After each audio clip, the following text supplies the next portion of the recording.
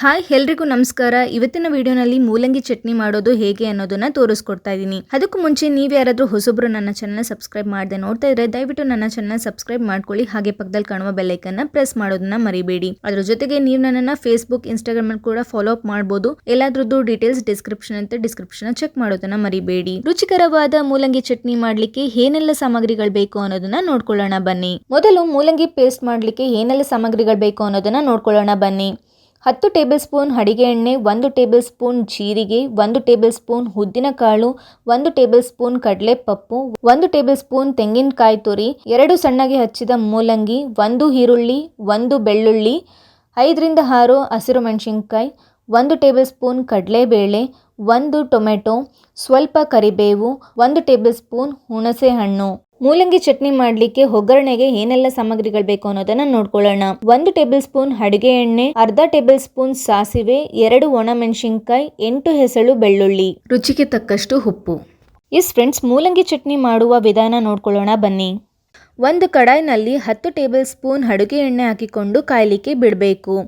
ಎಣ್ಣೆ ಕಾದಿದ ನಂತರ 1 table spoon ಕಡಲೆಬೇಳೆ ಹಾಗೂ 1 ಟೇಬಲ್ ಸ್ಪೂನ್ ಉದ್ದಿನ ಬೇಳೆ ಹಾಕಿಕೊಂಡು ಎಣ್ಣೆನಲ್ಲಿ 1 ನಿಮಿಷಗಳ ಕಾಲ ಫ್ರೈ ಮಾಡ್ಕೊಳ್ಬೇಕು. ಆಮೇಲೆ ಹಸಿರು ಮೆಣಸಿನಕಾಯಿ ಜೊತೆಗೆ ಬೆಳ್ಳುಳ್ಳಿ ಹಾಕಿಕೊಂಡು ಜೊತೆಗೆ ಫ್ರೈ ಮಾಡ್ಕೊಳ್ಬೇಕು. ಅದಾದ ನಂತರ ಮೂಲಂಗಿ, ಈರುಳ್ಳಿ ಸೇರಿಸಿ 2 ನಿಮಿಷಗಳ ಕಾಲ ಫ್ರೈ ಮಾಡ್ಕೊಳ್ಬೇಕಾಗತ್ತೆ. ನಂತರ ಟೊಮೆಟೊ, 1 ಟೇಬಲ್ ಸ್ಪೂನ್ ಜೀರಿಗೆ, ಕರಿಬೇವು, ಸ್ವಲ್ಪ ಹುಣಸೆ ಹಣ್ಣು, ತೆಂಗಿನಕಾಯಿ ತುರಿ, ಕಡಲೆಪಪ್ಪು ಸೇರಿಸಿ ಚೆನ್ನಾಗಿ ಎಣ್ಣೆನಲ್ಲಿ ಬಾಡಿಸ್ಕೊಳ್ಬೇಕು.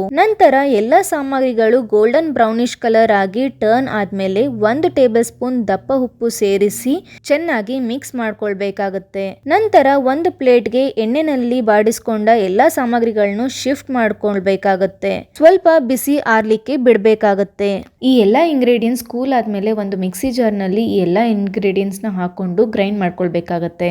ಚೆನ್ನಾಗಿ ಗ್ರೈಂಡ್ ಮಾಡ್ಕೊಂಡ್ಮೇಲೆ ಮೂಲಂಗಿ ಪೇಸ್ಟ್ ಈ ರೀತಿಯಾಗಿ ರೆಡಿ ಆಗಿರುತ್ತೆ. ನಂತರ ಒಂದು ಕಡಾಯಿಗೆ 1 ಟೇಬಲ್ ಸ್ಪೂನ್ ಅಡಿಗೆ ಎಣ್ಣೆ ಹಾಕಿಕೊಂಡು ಎಣ್ಣೆನ ಕಾಯಲಿಕ್ಕೆ ಬಿಡಬೇಕು. ಎಣ್ಣೆ ಕಾದಿದ ನಂತರ 2 ಒಣ ಮೆಣಸಿನಕಾಯಿ, ಅರ್ಧ ಚಮಚ ಸಾಸಿವೆ, 8 ಹೆಸಳು ಬೆಳ್ಳುಳ್ಳಿ ತೆಗೆದುಕೊಂಡು ಒಗ್ಗರಣೆ ಹಾಕೊಳ್ಬೇಕು. ನಂತರ ರುಬ್ಬಿಟ್ಕೊಂಡಿರುವ ಮೂಲಂಗಿ ಪೇಸ್ಟ್ ನ ಒಗ್ಗರಣೆ ಜೊತೆಗೆ ಸೇರಿಸಿ 2 ನಿಮಿಷಗಳ ಕಾಲ ಒಗ್ಗರಣೆನಲ್ಲಿ ಬಾಡಿಸಿಕೊಳ್ಳಬೇಕು. ನಿಮಗೆ ಚಟ್ನಿ ಕನ್ಸಿಸ್ಟೆನ್ಸಿ ಎಷ್ಟು ಇರಬೇಕು ಅದರ ಪ್ರಕಾರ ನೀರನ್ನು ಸೇರಿಸಿಕೊಳ್ಳಬೇಕು. ನಂತರ 2 ರಿಂದ 3 ನಿಮಿಷಗಳ ಕಾಲ ಚೆನ್ನಾಗಿ ಲೋ ಫ್ಲೇಮ್ನಲ್ಲಿ ಬೇಯಿಸಿಕೊಳ್ಳಬೇಕು. ಇದಿಷ್ಟು ಆದಮೇಲೆ ಮೂಲಂಗಿ ಚಟ್ನಿ ಸರ್ವ್ ಮಾಡಲಿಕ್ಕೆ ರೆಡಿಯಾಗಿರುತ್ತೆ. ಮೂಲಂಗಿ ಚಟ್ನಿನ ಚಪಾತಿ, ಪೂರಿ, ದೋಸೆ ಹಾಗೆ ಅನ್ನದ ಜೊತೆ ಕೂಡ ತಿನ್ನಬಹುದು. ಹಾಗೆ ಹೆಣ್ಣು ಮಕ್ಕಳು ಬಾಣಂತನದ ಸಮಯದಲ್ಲಿ ಮೂಲಂಗಿ ಚಟ್ನಿ ತಿನ್ನುವುದರಿಂದ ತಾಯಿ ಮಗುವಿಗೆ ಎದೆ ಹಾಲು ಕುಡಿಸುವುದರ ಮೂಲಕ ಮಗುವಿನ ದೇಹಕ್ಕೆ ಮೂಲಂಗಿ ಅಂಶ ಸೇರುವುದರಿಂದ ಮಗುವಿಗೆ ಯಾವುದೇ ರೀತಿ ಜಾಂಡಿಸ್ ಬರ್ದಿರೋ ಹಾಗೆ ತಡೆಯಬಹುದು. ಹಾಗೆ ತಾಯಿ ಮಗು ಆರೋಗ್ಯ ಕೂಡ ಚೆನ್ನಾಗಿರುತ್ತೆ.